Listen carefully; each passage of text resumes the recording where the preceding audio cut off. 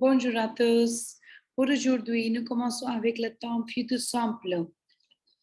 Quand nous utilisons le futur simple? When do we use them? Anytime when we are talking about something coming up in future, when we don't know the time, the exact time, I'll be buying a car next year. L'année prochaine, j'achèterai la voiture. So I don't know the time when, what time I'm going to buy it. So I'm going to use the future simple in that case. While using the future sampler, the only thing which we need to remember is it is for coming future. Anytime in future, we use future sampler. How do we use that? I'm going to show you something which will explain the things in a better prospect to you. See, the future sampler. When we talk about the future sampler, let's see the time. We are in present. We learn about passé composé and parfait, future proche in the other classes. So for today, we're going to learn future simple. So it shows that today is the present time, and I'm talking about something which will come up in the near future, not near as in the future. The formation of future simple, c'est très facile. Nous utilisons les terminations avec les infinitive verbs. So normalement, on prend l'infinitive d'un verbe et on ajoute les terminations avec ça. So normally what we do is why we take the infinitive form of the verb. You know the infinitive form of the verbs are like parler, finir, partir. So these are the verbs for the infinitive. With them, we just add the termination. Say, quelle est la termination now? The termination is the ending of the avoir verb. We all have done avoir verb many a times. So the endings of the avoir verb. If you see this, I've taken this example of finir verb, wherein this pink color is the termination, the endings. The endings means AI, AS, A, ONS, EZ, ONT. If you see, this is actually the conjugation of avoir verb which we are using here. When I talk about the verb, this is the infinitive form of the verb, which is the finir verb.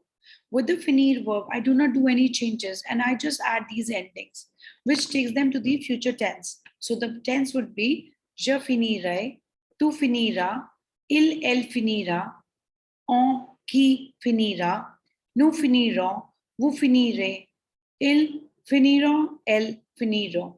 So in this case, the situation remains very easy.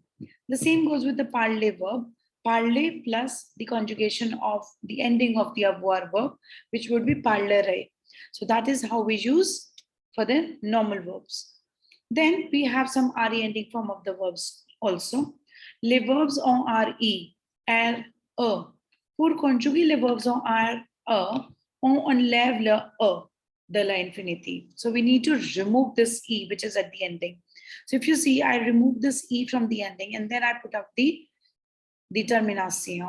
The termination will remain same for all future tenses. There will be no change at all. So my verb would be je prendrai, tu prendras, il prendra, nous prendrons, vous prendrez, il prendre, elle prendre. So these are the normal verbs which we are doing for er, ir, and re. But in French, we really need to learn for the exception cases. There are many exception cases in the verbs in future tense. See the conjugations which we have, the exception cases. So we have got approximately 19 verbs which takes the other stem. The stem is something which we need to remember with them. The endings remain the same. Like for aller verb, it would be IR.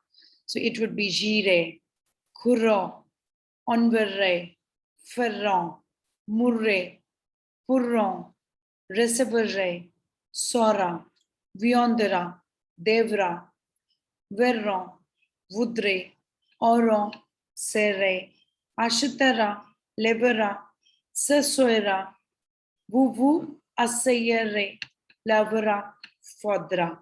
So did you see the endings were all same with the avoir verb? The endings were same, but we need to remember these stems. The stems which we are talking about here are total 19 in number, which we need to remember for future tenses. This is something which you really need to remember every time to make your future tense strong. If you have any questions, you can please send a message to us and I'll try to solve out your problems sooner. Thank you. Merci.